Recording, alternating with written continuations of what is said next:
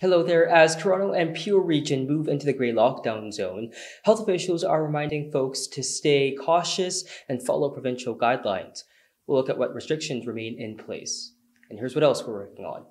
Plus, following a national panel recommendation, the province announced that the time between COVID-19 vaccination doses will now be up to 4 months, up significantly from the original 2 weeks. And targeting gang and drug violence, British Columbia introduces new gun control legislation, making it harder for gangsters to get their hands on illegal weapons.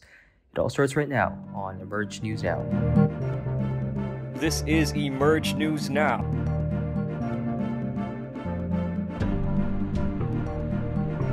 With Kristen Wong, Matthew Chong, and Reese Martinez with sports. Toronto and Peel region moved into the grey lockdown zone as part of the province's COVID-19 reopening framework on Monday. In a statement, Deputy Premier and Minister of Health Christine Elliott said, quote, "Despite this positive step forward, a return to the framework is not a return to normal. As we continue vaccinating more Ontarians, it remains critical for everyone to continue to follow public health measures and stay home as much as possible to protect themselves, their loved ones, and their communities." Under the gray zone, grocery stores, pharmacies, and any other essential businesses can open with 50% capacity, while in-person shopping at retail stores can open with 25% capacity. Outdoor gatherings will be limited to a maximum of 10 people and must maintain a distance of 2 meters, and mask wearing is encouraged. Indoor and outdoor dining and personal care services, like nail salons and barbershops, will still be prohibited. Toronto and Peel region will remain in the grey lockdown zone for at least 2 weeks. The Ford government extended the stay-at-home order for Toronto, Peel region, and North Bay 3 weeks ago due to high COVID-19 case numbers. The province announced that the time between COVID-19 vaccinations will now be up to 4 months. Now, that's a significant increase of the original 2 weeks between administering the booster dose. It comes as a federal panel recommended the extension. The National Advisory Committee on Immunization, or NACI, said in a media release that the delay of the second dose was to, quote, maximize the number of individuals benefiting from the first dose of vaccine. Now, during a press conference on March 5th, the Ford government announced that Ontario would transition to Phase 2 of the province's vaccination distribution plan. The Premier Ford said, quote, vaccines will be administered in hospital clinics, primary care settings, mass vaccination sites, mobile clinics, and pharmacies across the province by dedicated, caring, and compassionate frontline healthcare heroes. According to a media release from the Ontario Ministry of Health, nearly 9 million Ontarians will be eligible to get the vaccine, including residents aged 60 to 79. The news comes as Health Canada approved the Johnson & Johnson vaccine. It is the only vaccine that requires only 1 dose. Now, as of March 5th, there are now 4 approved vaccines in Canada. According to a report released by Destination Toronto, the city lost over $8 billion due to a drop in tourism and hospitality spending over the past year. The retail sector has been hurt the most, with $1.67 billion in lost economic activity, followed by food and beverage losing over $1.3 billion, accommodations losing $1.2 billion, and attractions and entertainment losing over $700 million. According to the report by Destination Toronto, the number skyrockets to a loss of more than $14 billion when the Greater Toronto Area is included. The province gave up to $27 million to 6 Toronto area cultural attractions, including the Art Gallery of Ontario and the Ontario Science Centre. In a press release, Lisa MacLeod, the Minister of Heritage, Sport, Tourism and Culture Industries, said in a statement, quote, "Our government is providing significant support so these cultural institutions can continue to meet their financial obligations, protect jobs, and make the repairs and renovations needed to reduce the spread of COVID-19. She goes on to say, quote, "Once it is safe to do so, these agencies and attractions will be ready to welcome the return of guests from around the globe and highlight why Ontario offers the world in one province." In a press release by Destination Toronto, Toronto Mayor John Tory said in a statement that he is, quote, determined to work with Destination Toronto and businesses across the city to attract visitors and ensure all the success we had before COVID-19 continues when these tough times are over. The Ontario Liberal Party has announced on February 5th that they have paid off their $10 million debt from the 2018 provincial election. In a press release, Liberal leader Stephen Del Duca said that by eliminating membership fees, the party has grown to more than 750,000 members. As part of the press release, Del Duca said the party will continue relying on grassroots supporters to help ensure that in the next election, everyone in Ontario hears our message of hard work and economic dignity. Now, the Liberals were defeated by Doug Ford's Progressive Conservative Party in the 2018 provincial election, and they lost official party status when they only won 7 seats. Now, that loss led to the resignation of Kathleen Wynne as the party leader, and the next provincial election is scheduled for June 2022. The city of Vaughan joined a growing list of cities opposed to the new 400 series highway proposed by the provincial government. City Council formally voted to withdraw its support for the proposed Highway 413, also known as the GTA West Highway. According to a Ministry of Transportation press release from August of last year, the proposed highway would stretch 52 kilometers across Brampton, Halton Hills, and Vaughan, eventually connecting with Highway 400. As part of the press release, the Minister of Transportation, Caroline Mulroney, said, quote, the Greater Golden Horseshoe is an economic driver for the province, and addressing transportation needs in this region is essential to the competitiveness of our economy.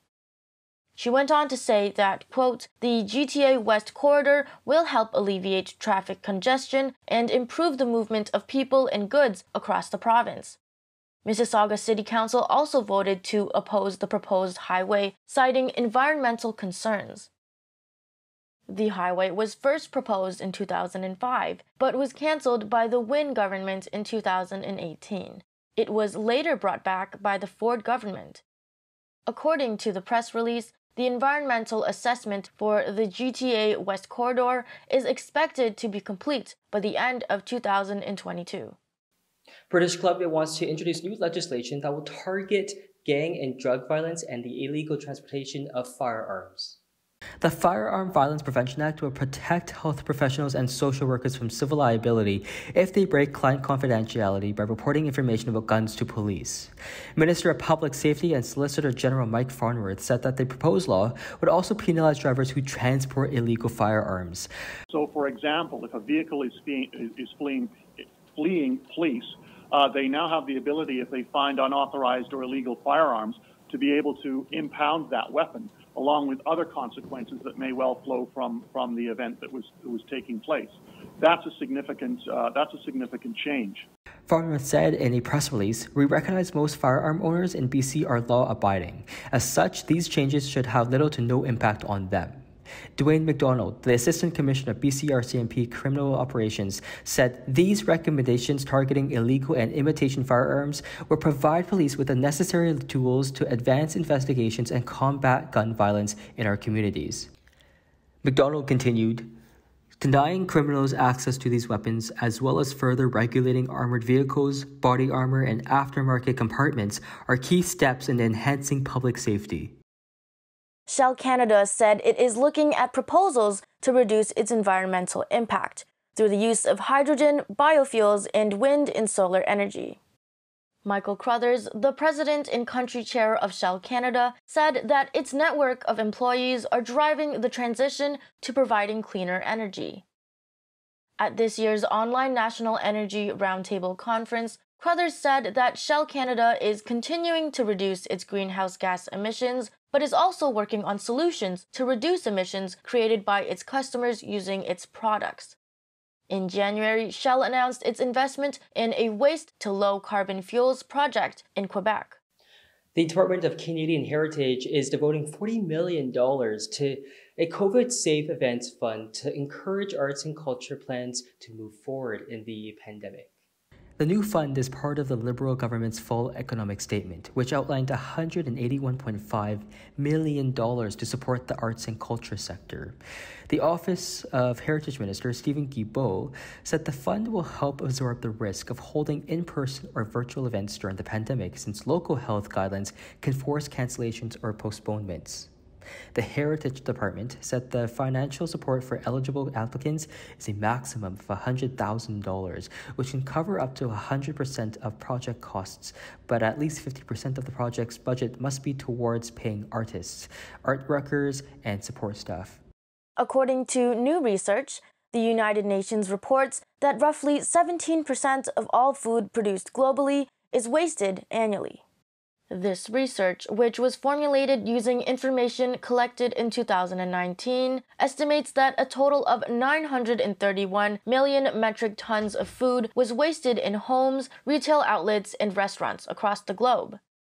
With this research, the United Nations Environment Programme and United Kingdom nonprofit organization WRAP created a Food Waste Index report, which will seek to support the United Nations efforts of halving global food waste by the year 2030. Comparisons of consumer waste data between various countries revealed that food waste is similar in both rich and poor countries. The data also revealed that most of the waste, 61%, happens in households, while food service accounts for 26% and retailers account for 13%.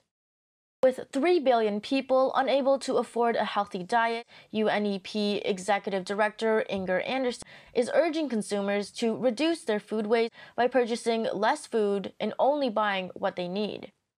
According to new COVID-19 data, health experts project that the virus will likely remain as an endemic disease. Disease expert Chris Murray, who studies global trends in COVID-19 infections and deaths, predicts that future coronavirus variants could eventually dampen the effects of the vaccine, making it impossible for countries to eliminate transmission of the virus. The projection comes from a vaccine trial in South Africa, a country which is suffering from their own rapid cases of coronavirus variant called N501Y.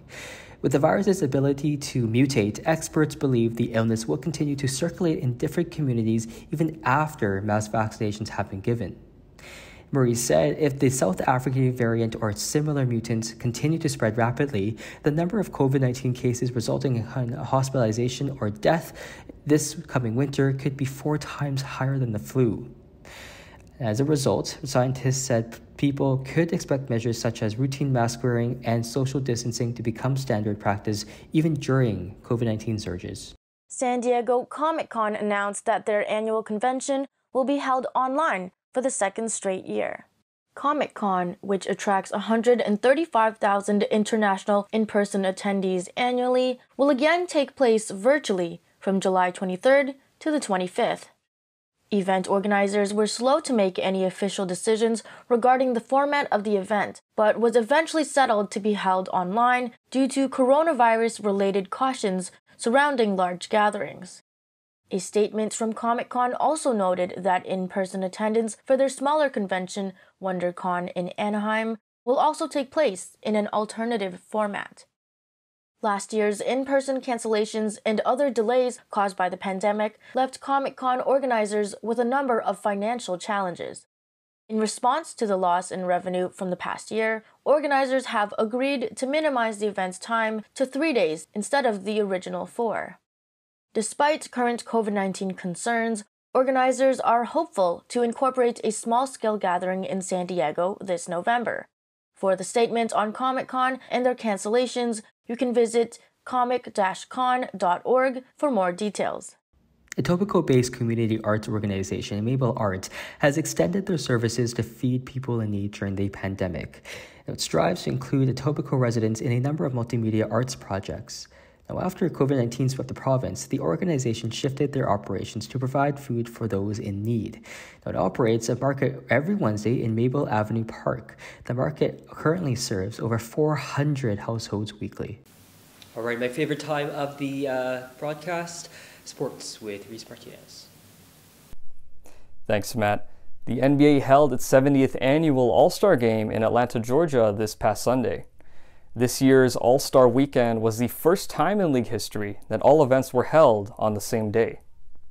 The league made the decision for the slam dunk competition, skills challenge, three-point contest, and the All-Star game to be scheduled on the same day to minimize the risk of spreading COVID-19. The NBA Rising Stars game was not played, but the USA and World Team rosters were still announced to recognize the best rookie and sophomore class in the league. Team LeBron defeated Team Durant 170-150 in the All-Star game. Giannis Antetokounmpo was named the All-Star MVP as he scored 35 points and won a perfect 16 for 16 from the field. With the team win, Team LeBron earned $300,000 for its charity, the Thurgood Marshall College Fund. In other news, a new COVID-19 study discovered that heart inflammation is uncommon with professional athletes who contract a mild case of the virus. The research conducted by 6 major sports leagues in North America suggests that most athletes who have recovered from COVID-19 do not need to miss games. Other experts say the study is not conclusive, but having so many leagues examine the potential problem shows transparency to fans and health experts. Coronavirus can cause inflammation in many organs, including the heart being one of the most affected organs. The study included nearly 800 athletes who were infected by COVID-19 before October, and also underwent guideline-recommended heart tests. 5 additional tests showed heart inflammation in athletes, and they were sidelined for approximately 3 months as a result. For this week's Student Athlete of the Week, we spoke with University of Guelph freshman Jessica Koulias. Here's Thomas Karageorgis with the story. Jessica Koulias is a first-year management, economics, and finance student at the University of Guelph and is also a member of the Guelph Griffins women's hockey team. Although Jessica won't play during her freshman year due to the COVID-19 pandemic, she talks about how she has been staying active, along with workouts that Guelph's coaches have provided. Since we can't be on the ice due to the pandemic or in the gym, I've been getting my exercise outside and practicing my skills on these outdoor rinks. So for training, when the pandemic first hit, I was training in the gym with my team and with my sister at home and stuff like that. And we were on the ice, obviously. So it was really a transition from, okay, weights to, I didn't have very many weights and stuff like that at home. So it was all running based, plyometric kind of workouts. Once I moved into the summer, Guelph started sending me, our training coach, Josh Ford, started sending me workouts that I could do from home, which was really helpful because it was hockey specific. And then once I got into Guelph and the gyms opened, then I took advantage of being able to go to those extra sessions. We trained twice a week, but then I would go to a third session as well, just to get extra workouts in. But in terms of school too, it was kind of the same thing. It was a bit of a transition to obviously always being in the classroom to now being online, but I just had more time now on my hands. So it was kind of figuring out what to do with that. I miss everything about it because I think that hockey was such a big part of my life, and it was something that was just taken away from me and I didn't really know what to do with myself.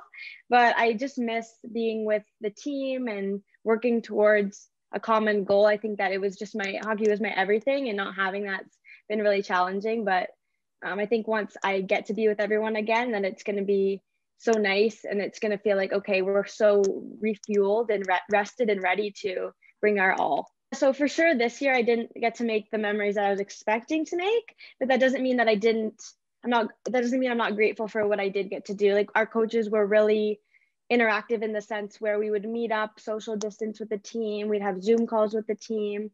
We did disc golf, and we'd meet at the Arboretum and have like a little community circle or go for a walk or something like that. So I think that the main thing I was going into the season wanting to do is connect with the girls and the team. And I think that maybe I didn't get to do it to the same extent that I would have normally, but I definitely got to build good friendships and relationships that I'm just going to continue to grow going into when we do actually get to have a season. Thomas Karageorgis, ENN, Toronto. The results are in. Your Guelph-Humber Ignites Board of Directors are Andy Doe, Gabby Rana, and Melanie Palacios Naranjo.